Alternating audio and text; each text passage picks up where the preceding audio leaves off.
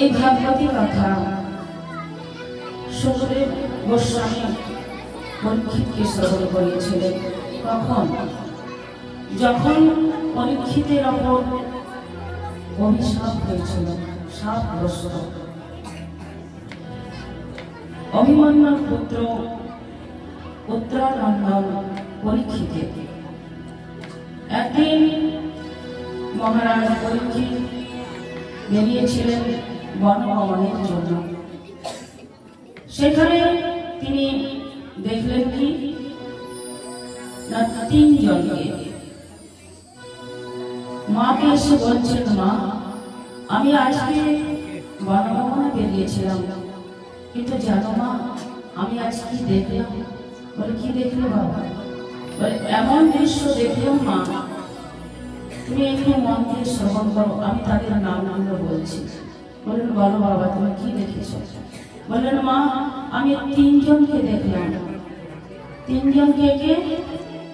একজন হচ্ছেন গাভী, আর সেই গাভীটির তিনটি পা নেই, কোন রকমে এক পায়ে দাঁড়িয়ে আছেন।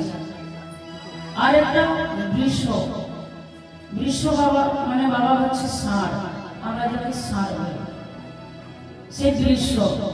আর একটা বেটি করে খণ্ডদত্ত একটা মানুষ, সে খুব দুষ্ট ব্যক্তি। এই তিনজনকে দেখলাম, কিন্তু জানো না ওই যে দুষ্ট ব্যক্তি, ওই যে খণ্ডদত্ত ব্যক্তি, সে এত দুষ্ট যে এই এক পায়ে যে গাভীটা দাঁড়িয়ে আছে তাকে লোহর দ্বারা আঘাত করছে, বারবার লোহ দিয়ে আঘাত করছে। আর সেই গাভীটাই আত্মনাদ করে চিৎকার করছেন, আমাকে কেন আঘাত করছো? আমাকে কেন মারছো? আমাকে আঘাত করো না, আমি তো সহ্য করতে পারছি না। আমি তো কোনো রকমে এক পায়ে দাঁড়িয়ে আছি, আমি তোমার কি ক্ষতি করেছি? সে বিশ্বটিও বলছেন যে আঘাত করো না, কেন মারছো? পরীক্ষিত মহারাজ সেই দৃষ্টান্ত দাঁড়িয়ে দাঁড়িয়ে দেখছে। তখন সেই দুষ্ট ব্যক্তিকে জিজ্ঞাসা করলেন মহারাজ পরীক্ষিত যে তুমি কে? তুমি কেন আঘাত করছো? সে তো কত কষ্ট করে দাঁড়িয়ে আছে, তুমি কেন আঘাত করছো? বলেন আমি হচ্ছি কলি, আমার রাজ্য শুরু হয়েছে, এখন আমি রাজ্য করব, সেজন্য আমি এদেরকে তাড়িয়ে দিতে চাই, আমি এদেরকে রাখতে চাই না। বলেন এটা সম্ভব নয়, কারণ এই কলিযুগের প্রথম রাজা আমি। দেখুন বাবা, এই যে পরীক্ষিত হচ্ছেন এই কলিযুগের প্রথম রাজা। কারণ পরীক্ষিতের যে জন্মটা, পরীক্ষিতের জন্ম হচ্ছে দুই যুগে। পরীক্ষিত হচ্ছেন দুই যুগের মানুষ। মাতৃগর্ভে তিনি প্রবেশ করেছেন দ্বাপর যুগে, কিন্তু তার জন্ম হয়েছে কলিযুগে। সেজন্য সর্বপ্রথম কলিযুগের রাজা হচ্ছেন মহারাজ পরীক্ষিত। তো মহারাজ পরীক্ষিত বলেন এটা সম্ভব নয়, এটা হতে পারে না, এখন আমি রাজা। বলেন সেটা সম্ভব হবে। তখন মহারাজ পরীক্ষিত করজোড়ে সেই গাভীটাকে জিজ্ঞাসা করছেন যে মা তুমি কে? তখন সে গাভী বলছে বাবা আমি হচ্ছি মা ধরিত্রী, আমি মা ধরিত্রী, আমি এক পায়ে কোন রকম দাঁড়িয়ে আছি, তিনটি আমার চলে গেছে, সত্য ধর্ম অহিংসা, এই তিনটি আমার চলে গেছে, এক পায়ে আমি কোন রকম দাঁড়িয়ে আছি। কিন্তু আমি আর এখানে থাকতে চাই না, কারণ এখানে হিংসা, অনাচার, কদাচার, ভ্রষ্টাচার চলে এসেছে, আমি আর থাকতে চাই না। সে বিশ্বটি বলছেন যে আমি ধর্মরাজ, কিন্তু হে মহারাজ পরীক্ষিত আমিও এখানে থাকতে চাই না, কারণ এই হিংসা, অনাচার, কদাচার, ভ্রষ্টাচার যে চলছে এর মধ্যে আমরা কেউই থাকতে চাই না। মহারাজ পরীক্ষিত বললেন করজোড়ে, এটা হতে পারে না, এটা এখন আমার রাজ্য চলছে, আমি যতদিন থাকবো এখানে আপনাদেরকে কেউ দাঁড়াতে পারবে না, আমি কলিকে দাঁড়িয়ে দেব। মহারাজ পরীক্ষিত কলির চুলের মুঠি ধরে মারতে উদ্যত হলেন। কলি সঙ্গে সঙ্গে মহারাজের চরণে পড়ে গেলেন। মহারাজ, আমি আপনার শরণাগত। হে মহারাজ, এখন কলিযুগ আরম্ভ হয়ে গেছে, এখন আমি রাজ্য করতে চাই। মহারাজ পরীক্ষিত দয়ালু, তিনি শরণাগত পালক, রাজার শরণাগত যে হয়ে যায় তাকে হত্যা করতে পারেন না। পরীক্ষিত বললেন, বলো তুমি কিভাবে রাজত্ব করতে চাও? বলেন, হে মহারাজ পরীক্ষিত, আমাকে সামান্য একটু জায়গা দিন, আমি সেই জায়গায় রাজ্য করব। বললেন, ঠিক আছে, আমি তোমাকে 3টি জায়গা দিচ্ছি, এই 3টি জায়গায় তুমি রাজ্য করো। কি কি? যেখানে মদ্যপান হবে সেখানে তুমি থাকবে, যেখানে প্রাণী হিংসা হবে সেখানে তুমি থাকবে, আর যেখানে স্ত্রী ইচ্ছা মানে যেখানে স্ত্রী কুসঙ্গ হবে সেখানে তুমি থাকবে। এই 3টি জায়গা আমি তোমাকে দিলাম, এই 3টি জায়গায় তুমি থাকো। করজোড়ে মহারাজকে বললেন, হে মহারাজ, এই 3টির মধ্যে কোনোটাই তো আপনার রাজ্যে নেই, তাহলে আমি কি করে বসবাস করবো? বলে, যখন এটা আমার রাজ্যে নেই তখন তোমাকে এখানে থাকার আর দরকার নেই, তুমি এখান থেকে বিতাড়িত হও। বলেন, হে মহারাজ, আপনি কৃপা করুন, আমাকে আরো একটু জায়গা দেন, আমি স্বাচ্ছন্দ্যে বসবাস করব। বলেন, ঠিক আছে, তোমাকে আমি আরো 2টো জায়গা দিলাম। বলেন, আরো 2টো কি? যেখানে অর্থ আর স্বর্ণ, এই 2টো জায়গা দিলাম। এই 2টো জায়গা পেয়ে কলি খুব আনন্দিত হয়ে গেলেন, কারণ অর্থ যেখানে আর স্বর্ণ যেখানে সেখানে তো সব মানে আসক্ত, সেখানে যত অত্যাচার, পাপাচার, কদাচার, ভ্রষ্টাচার, সেখানেই সব কিছু আসবে। বলেন, ঠিক আছে মহারাজ, প্রথম আমি আপনাকে দিয়েই রাজ্য পরিচালনা করব, তারপর আমি জগৎকে ধরব। মহারাজ পরীক্ষিত চলে গেলেন, নিজ রাজ্যে ফিরে গেলেন, কলি ওই দিকে ফিরে গেলেন। পরের দিন মহারাজ পরীক্ষিত তার মা উত্তরাকে বলছেন যে, মা, আমাকে একটু সাজিয়ে দাও, আমি নির্বাহ করতে যাব, আমাকে সুন্দর করে একটু সুসজ্জিত করে দাও। মা উত্তরা খুব সুন্দর করে সুসজ্জিত করে দিয়েছেন। কিভাবে করছেন? না, রাজা পরীক্ষিতকে মা উত্তরা অঙ্গে অঙ্গবস্ত্র দিয়েছেন, ধনুষ্বাণ দিয়েছেন কণ্ঠে, এবং মাথায় দিলেন স্বর্ণ মুকুট। সেই স্বর্ণ মুকুটটি ছিল শিশুপাল, আর শিশুপালের তার আরো পূর্বপুরুষ পিতামহ তাদের সেই স্বর্ণ মুকুট ছিল। সেই স্বর্ণ মুকুটের মধ্যে কলি প্রবেশ করে গেল। যেই কলি প্রবেশ করে গেল, কলি খুব আনন্দিত। মহারাজ পরীক্ষিত নির্ভয়া করতে চলে গেলেন। নির্ভয়া করতে ঘোড়ায় চেপে যাচ্ছেন, যেতে যেতে যেতে যেতে কিছু দূর গিয়ে দেখছেন একটা হরিণ। সেই হরিণকে তিনি মারার জন্য উদ্যত হলেন ধনুষ্বাণ নিয়ে। পরে পরে যেভাবে হরিণ ছুটছেন আর পেছনে পেছনে পরীক্ষিত সে ধনুষ্বাণ নিয়ে ছুটছেন। পরীক্ষিত ছুটতে ছুটতে ছুটতে ছুটতে একেবারে ক্লান্ত হয়ে গেলেন। আর সেই হরিণটি মানে বন উপবন পর্বত সব ছুটছেন, সব জায়গায় ছুটতে ছুটতে পরীক্ষিত পেছনে পেছনে যাচ্ছেন, আগে আগে হরিণটি যাচ্ছেন। যেতে যেতে পরীক্ষিত খুব ক্লান্ত হয়ে গেলেন, ক্ষুধার্ত, পিপাসার্থ। পরীক্ষিত দেখলেন বনের মধ্যে একটা কুটিয়া, যাকে আশ্রম বলা হয়, সেই কুটিয়া দেখে পরীক্ষিত চিন্তা করলেন তাহলে সেখানে আমি জল পাবো।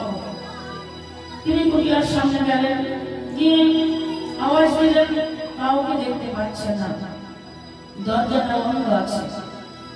যেই দরজাটা খুলেছেন দেখছেন মুনি ধ্যানস্থ বসে আছেন, ধ্যানে মুনি বসে আছেন। পরীক্ষিত তো সবকিছুই জানেন, তিনি বুদ্ধিমান, কিন্তু ওই যে কলি মাথায় প্রবেশ করেছেন, পরীক্ষিতে বিভ্রান্ত করে দিলেন, পরীক্ষিতকে বিভ্রান্ত করে দিলেন। পরীক্ষিত নিজে এত বুদ্ধিমান, নিজে মায়ের গর্ভে, মাতৃগর্ভে যখন পরীক্ষিত ছিলেন তখন ভগবান শ্রীকৃষ্ণকে দর্শন করেছেন। দেখুন বাবা, আমরা সকলেই ভগবান শ্রীকৃষ্ণকে মাতৃগর্ভে দর্শন করেছি। আমরা সকলেই ভগবানকে কথা দিয়ে এসেছি যে আমরা পৃথিবীতে জন্ম করার সঙ্গে সঙ্গে আপনার ভজন করব। কথা তো দিয়েছি বাবা, কিন্তু আমরা কথা রাখতে পারি না। কেউ কি বলতে পারেন যে আমরা কথা রেখেছি? কেউ আমরা ভজন করি? ভগবানকে সকলেই কথা দিয়েছি, এমন শুধু পরীক্ষিত নয়, আমরাও সমস্ত লোক যত পৃথিবীতে আছে আমরা সকলেই মাতৃগর্ভে প্রভুকে দর্শন করে প্রভুকে কথা দিয়েছি যে আমরা জন্ম হওয়ার সঙ্গে সঙ্গেই আপনার ভজন করব, কিন্তু আমরা কথা রাখিনি, ভুলে গেছি। আজ পরীক্ষিত এত জ্ঞানী, তিনি বুঝতে পারছেন যে আমি মাতৃগর্ভেই ভগবানকে দর্শন করেছি, কিন্তু সেই মুনি যখন ধ্যানে বসে আছেন কিন্তু তার মাথার মধ্যে কলি বিভ্রান্ত করছে। কলি থাকার সত্ত্বে যখন পরীক্ষিত বলছেন যে আমি জল পিপাসার্থ, হে ঋষিবর আমাকে জল দেন, একবার দুবার তিনবার বললেন, কিন্তু সে ঋষির কোনো ভ্রুক্ষেপ নেই, কারণ ঋষি তো এই জগতে নেই, তিনি তো ধ্যানে বসে আছেন। ধ্যানে যখন বসে থাকেন তখন ঋষি তো এই জগতে নেই, সে তো ওই জগতে চলে গেছে। ঋষি কি হয়েছে? ওই যে ভগবান শ্রীকৃষ্ণের যে চরণ পদ্ম, চরণ পদ্মের মধ্যে ভ্রমর হয়ে বসে সে মধু আস্বাদন করছেন, মধু আস্বাদন করছেন। আর এদিকে পরীক্ষিত জল চাইছেন, কিন্তু ঋষির কোনো ভ্রুক্ষেপ নেই। যখন পরীক্ষিত দেখলেন যে ঋষি তো জল দিচ্ছেন না, তখন তিনি সেই আশ্রম থেকে বাইরে বেরোলেন। বাইরে যে বেরিয়েছেন, কলি তখন তাকে মনের বুদ্ধিটা ভ্রষ্ট করছেন, বলছেন আদৌ কি ঋষি তপস্যায় বসেছেন নাকি ভণ্ডগিরি করছেন, রাজাকে দেখানোর জন্য যে আমি তপস্যা করছি। তাহলে কি হবে? তাহলে একটু পরীক্ষা করে দেখতে হবে। কি করলেন? সামনে একটা মরা সাপ পড়েছিল, সেই সাপটি ওই ধনুকের ডগা দিয়ে ওই সাপটি তুলে এনে ওই ঋষির গলার মধ্যে মালার মতন করে পরিয়ে দিলেন। যেই মালার মতন করে পরিয়ে দিলেন আর সেখান থেকে বেরিয়ে এলেন, সেখানে কতগুলো ওই ঋষির সন্তানরা খেলা করছিল। তখন সেই ঋষির সন্তানরা ছুটে গিয়ে ওই যে ঋষি ধ্যানে বসেছেন, সেই ঋষি হচ্ছে শ্রমিক ঋষি। শ্রমিক ঋষির সন্তান চান করছিলেন নদীতে, নদীতে চান করছেন। আর সেই সময় সেই ঋষি বালকরা গিয়ে সে তাকে খবরটা দিলেন, তার নাম হচ্ছেন সিংহী ঋষি। বললেন, দেখো তোমার বাবাকে একটা কোথাকার রাজা চিনি না, সে গলার মধ্যে সাপ পরিয়ে দিয়ে চলে গেছে। সিংহী ঋষি ছুটতে ছুটতে আসলেন, এসে দেখছেন সত্যি তো বাবার গলায় মৃত সাপ ঝুলিয়ে দিয়েছেন। আমার বাবার এত অপমান, গৃহদেবতার এত অপমান, একজন ক্ষত্রিয় তার দুয়ার পর্যন্ত অধিকার আছে, কারণ ভিতরে প্রবেশ করার অধিকার নেই। তো সে কি করে অধিকার পেল যে আমার গৃহস্বামী গৃহদেবতাকে এইভাবে অপমান করল? সঙ্গে সঙ্গে হাতে জল নিয়ে অভিশাপ দিয়ে দিলেন।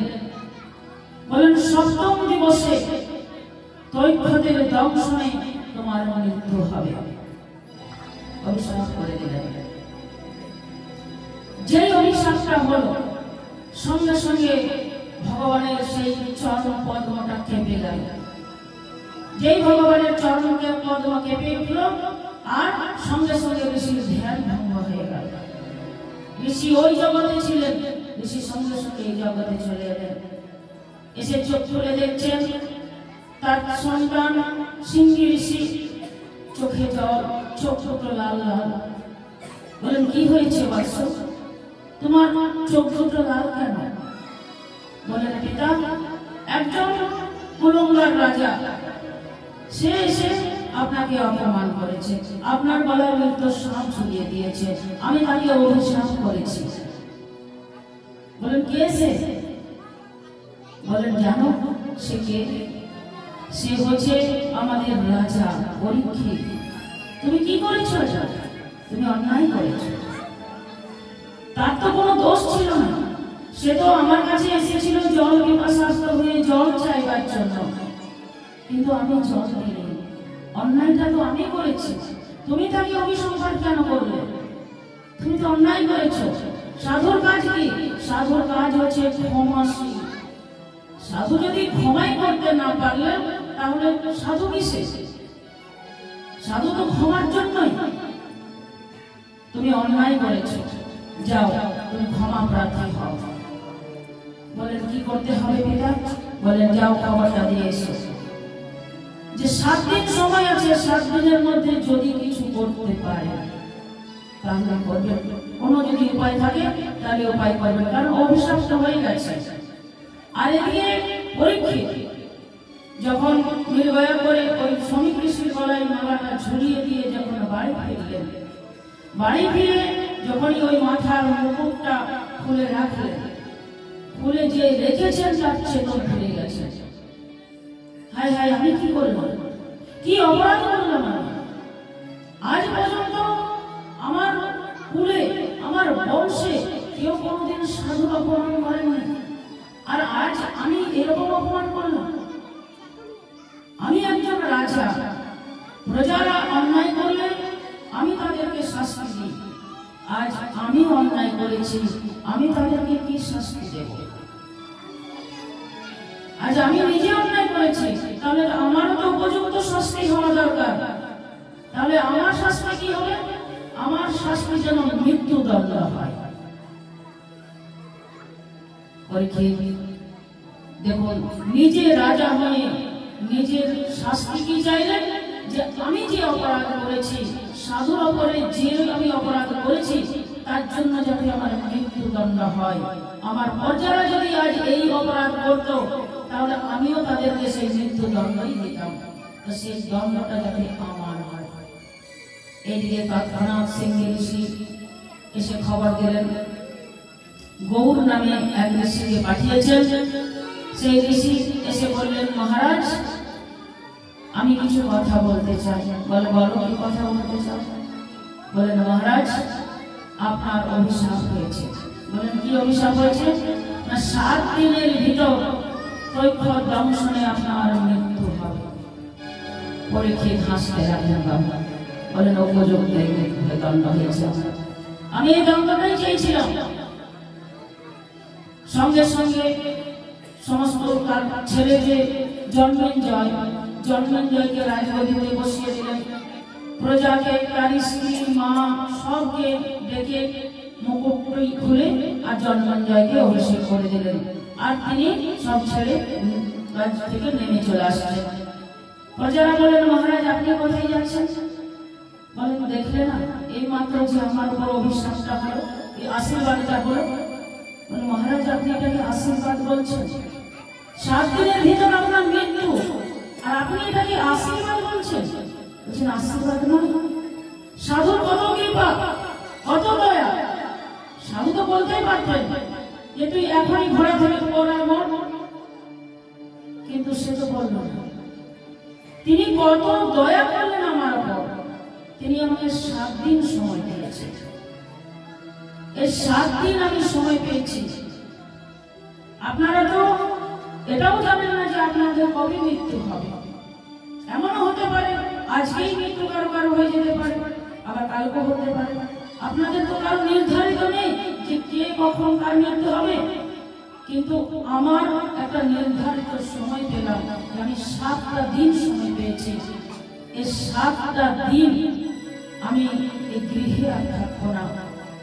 আমি গঙ্গার তটে গিয়ে তপস্যায় ব্রতী হব। পরীক্ষিত সেখান থেকে বেরিয়ে চলে এলেন, গঙ্গার তটে এসে বসলেন পরীক্ষিতকে দেখার জন্য যে পরীক্ষিতের মতো রাজা এই দেশ ছেড়ে চলে যাচ্ছেন, রাজ্য ছেড়ে চলে যাচ্ছে, পৃথিবী ছেড়ে চলে যাচ্ছে, আর তো ফিরে আসবেন না। বাবা সে তো কোনো তীর্থে যান নাই যে 10 দিন পর 15 দিন পর ফিরে আসবে, সে তো পৃথিবী ছেড়ে চলে যাচ্ছে। সমস্ত মুনি ঋষিরা রাজা পরীক্ষিতকে বিদায় জানাতে আসলেন। সেখানে বলছে 88,000 মুনি ঋষি সকলে এসে উপস্থিত হলেন। সমস্ত মুনি ঋষি সেখানে এসে উপস্থিত হলেন, আর সমস্ত মুনি ঋষির কাছে মহারাজ পরীক্ষিত করজোড়ে নিবেদন করছেন যে হে ঋষিগণ, আমাকে আপনারা বলুন যে কিভাবে আমি এই জগৎ থেকে মুক্তি পাবো। দেখুন সেখানে কে কে আছে, অত্রি আছেন, বশিষ্ঠ আছেন, চমন আছেন, শারদাজ আছেন, ভরদ্বাজ আছেন, গৌতম আছেন, বিশ্বামিত্র আছেন, পিপলায়ন আছেন, পরাশর আছেন ইত্যাদি সমস্ত বড় বড় সাধু সেখানে আছেন। সমস্ত মুনি ঋষির কাছে তিনি করজোড়ে নিবেদন করলেন যে হে মুনিগণ, আমাকে উপায় বলে দেন, এই 7 দিনের মধ্যে আমি কি করে মুক্তি পাব, আমি কি করে যাকে মাতৃগর্ভের দর্শন করেছিলাম সেই ভগবানের চরণ পাদ পদ্ম লাভ করতে পারি। কেউ বললেন যজ্ঞ করো, কেউ বললেন অশ্বমেধ যজ্ঞ করো, অনেক মুনি ঋষি তো নানান রকম ভাবে বলছেন, এক একটা করে কেউ বলছে দান করো, অনেক এইভাবে। কিন্তু রাজা পরীক্ষিত কার কথাটা শুনবে? সকলেই তো মুনি, এর কথাটা শুনলে ওরও রাগ হবে, ওর কথা শুনলে ওর রাগ হবে, ওর কথা শুনলে রাগ হবে। কিন্তু মহারাজ পরীক্ষিত করজোড়ে দাঁড়িয়ে আছে, কিছু বলতে পারছেন না। সেই সময় হঠাৎ দেখলেন একজন সাধু, কম বয়সে 16 বছরের বালক, কিন্তু দিগম্বর, পরনে কোনো বস্ত্র নেই, ধুলো ধূসরিত অঙ্গ, ধুলো ধুলো চোখ। এক সাধু এখানে এসে উপস্থিত হলেন। শরীর যে জ্যোতি সারা জগৎ প্রকাশিত হচ্ছে, সেই সাধু হচ্ছেন বাবা মহারাজ সুখদেব গোস্বামী। সুখদেব প্রভু কি? সেই সুখদেব গোস্বামীকে দেখে সকলে 88,000 মুনি ঋষিগণ সকলে এসে করজোড়ে ওকে বন্দন করছে, সকলকে সে প্রণাম করছেন। তখন মহারাজ পরীক্ষিত চিন্তা করলেন যে এই যে সাধু 16 বছরের যুবক আর দিগম্বর, এই সাধুকে যখন সকলেই প্রণাম করছেন, অভিনন্দন করছেন, তখন সকলে উনি হচ্ছেন পূজনীয়, তাহলে ওনার কথাটাই সকলে মানবেন। কিন্তু দেখুন বাবা, সেখানে সুখদেবের বাবাও আছে, পিতামহ আছে, সকলেই আছে, কিন্তু সকলেই ওকে করজোড়ে প্রণাম করছেন। কিভাবে অভিনন্দন করছেন আসলে আমরা একটু ভজনের মাধ্যমে শ্রবণ করব। গুরুদেব